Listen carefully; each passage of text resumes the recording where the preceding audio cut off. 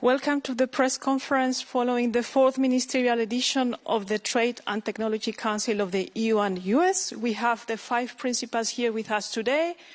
EVP Vestager, Secretary of State Blinken, EVP Dombrovskis, US Secretary of Commerce Raimondo, and USTR Tai.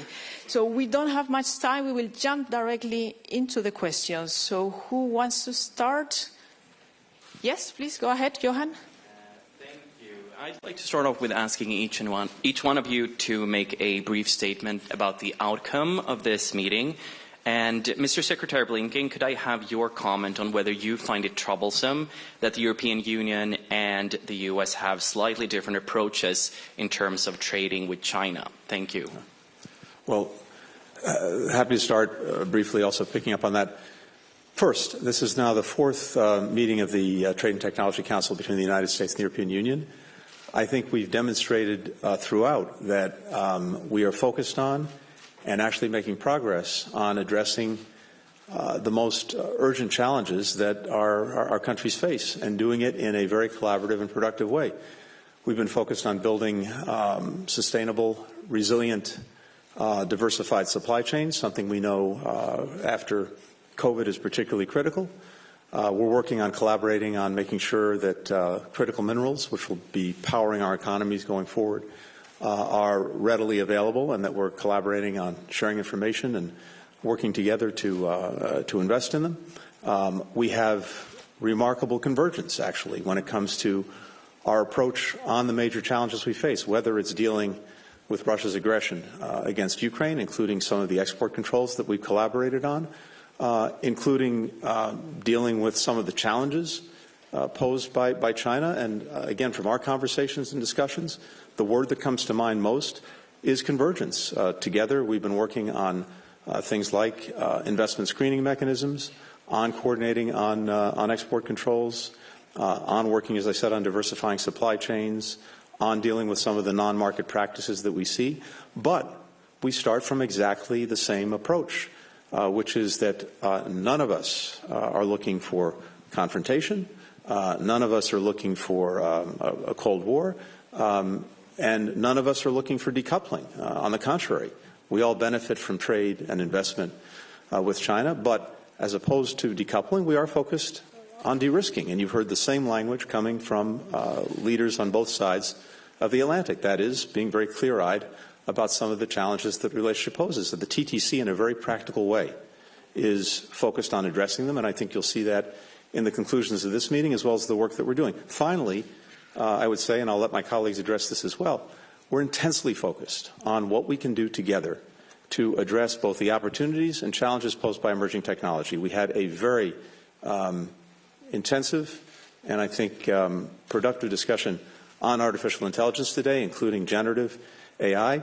I think we share a conviction that the TTC has an important role to play in helping establish voluntary codes of conduct that would be open to all like-minded countries, particularly because there's almost always a gap when new technologies emerge between the time at which those technologies emerge and have an impact on people and the time it takes for governments and institutions to figure out how to legislate or regulate about them. And we feel the fierce urgency of now, particularly when it comes to generative AI.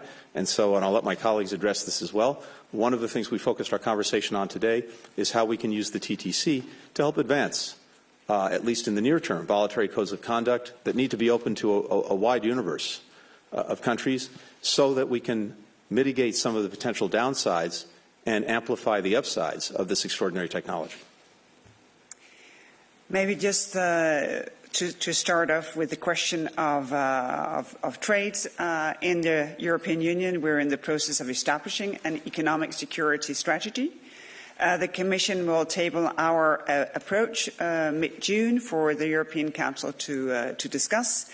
And I think we see very much eye to eye on a number of these issues. For instance, when it comes to coercion, we have the anti-coercion instrument. This, of course, is part of the strategy, as well as export controls, so that we can indeed identify risks, deal with them, and then trade for the rest of it. Important results, protecting children, minors online.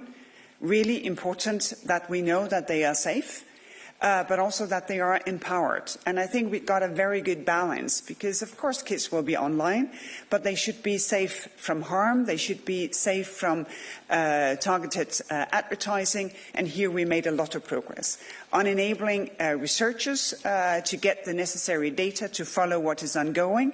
We think that we can have the specifics already by Christmas time. Now we have the agreement in principle. And as of now, we need accountable artificial intelligence. Generative AI is a complete game changer. Of course, we have had AI now for a very long time. It is used in many, many places.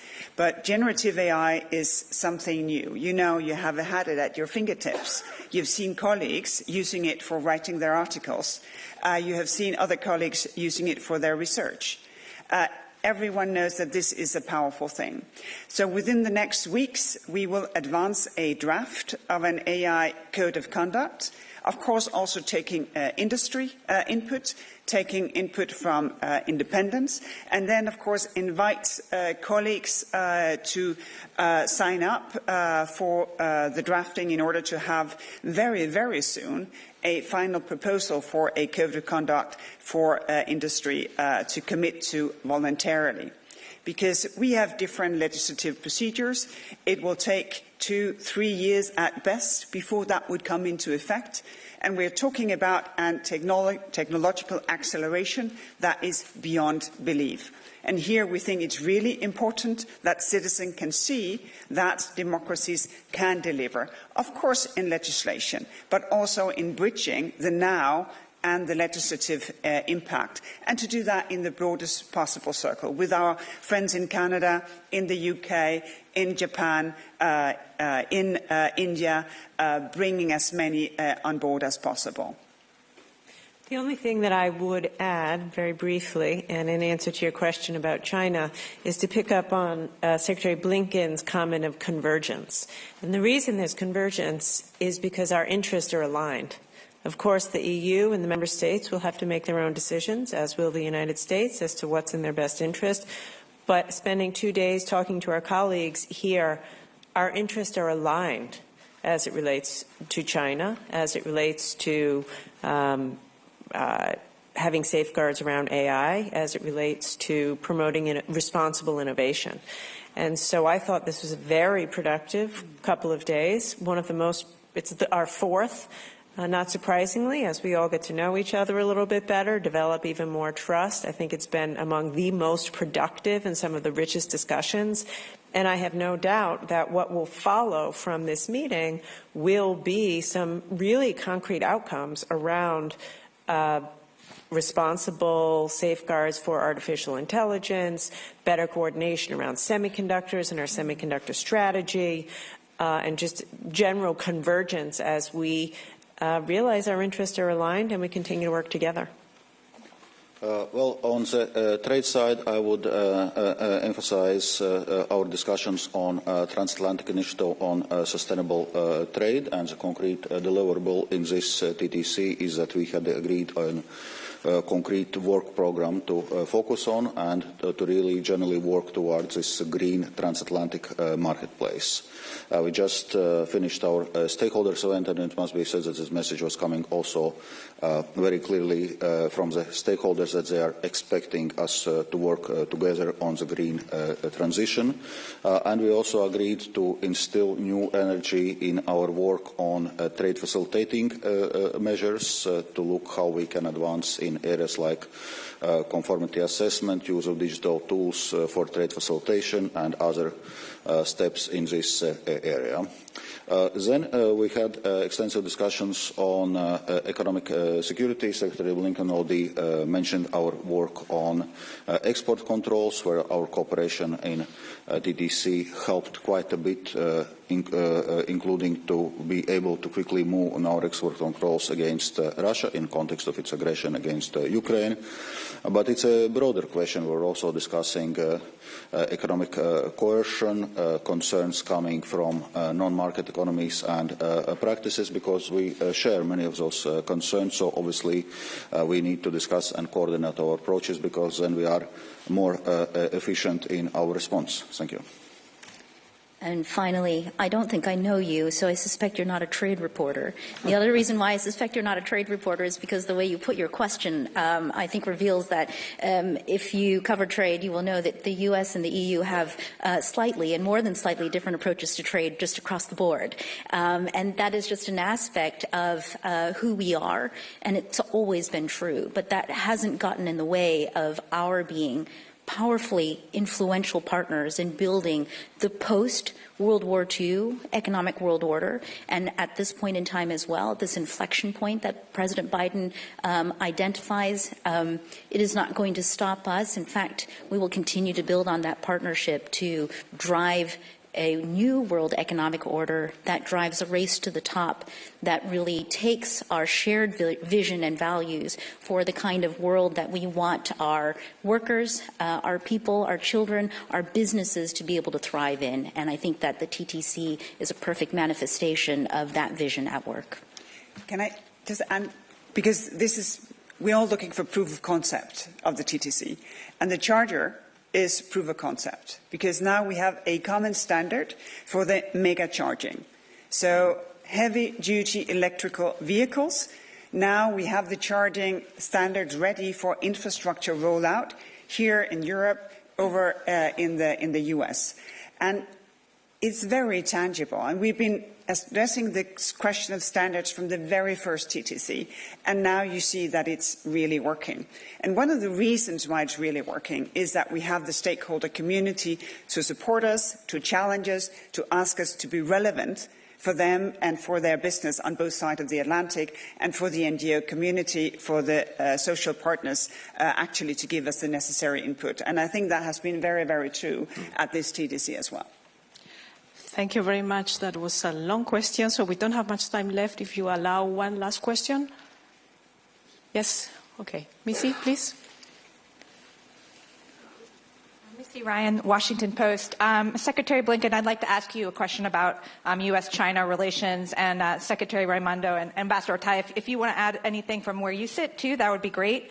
But Secretary Blinken, the Pentagon issued a statement yesterday about what it said was a dangerous interaction between a U.S. jet and a Chinese military plane, the second in 6 months. China has also lashed out at the United States over reports that it had rebuffed requests for meetings with Secretary Austin.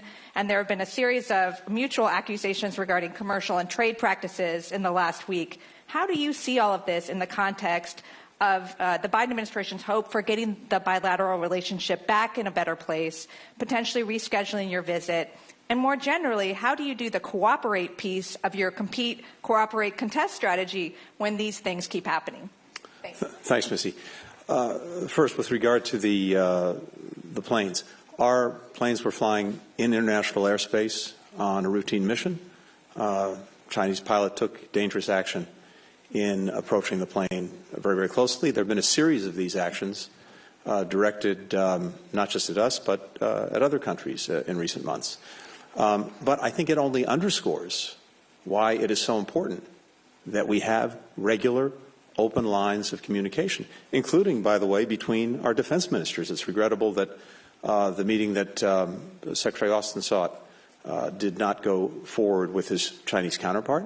But for us, for President Biden, this underscores why it's so important that across the government, at the most senior levels, we are regularly engaged. And that's exactly what President Biden sought to do when he met with President Xi Jinping in Bali last year, and what they agreed to do, and what we hope that we can get back to, because it's clearly in the interest of both countries. The most dangerous thing is not to communicate, and as a result, to have a misunderstanding and miscommunication.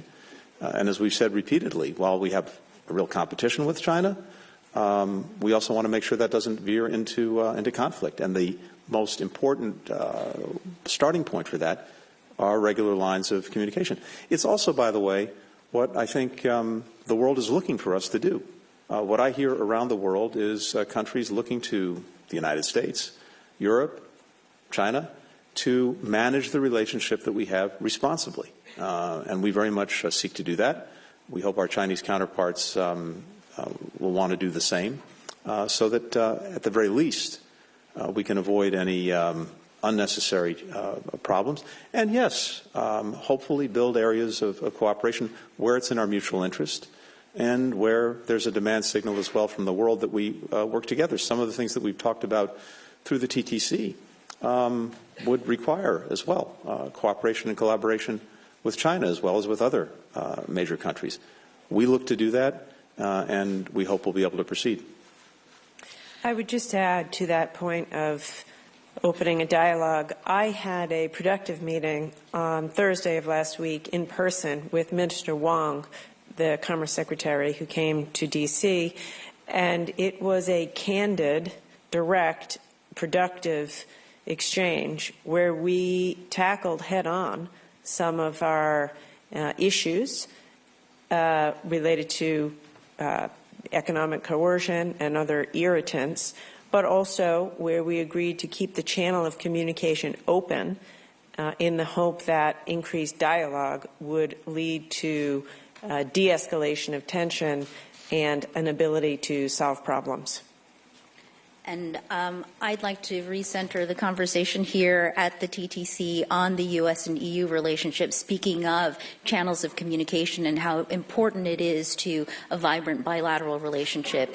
Valdis and I committed to each other at the beginning of this year that to keep the global steel and aluminum arrangement negotiations on track, that we would meet every month this year to ensure that our teams are on track to produce. And we've kept that promise. And in fact, I just wanted to preview for you, Valdis and I are not just seeing each other this week here in Sweden, we will be seeing each other next week as well in person.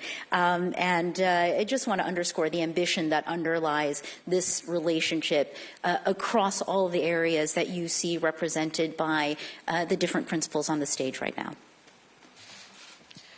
Thank you very much. Unfortunately, we have to conclude because there is no time left. Thank you, everybody, for being here, and thank you to the principals for a very successful meeting today. Thank you.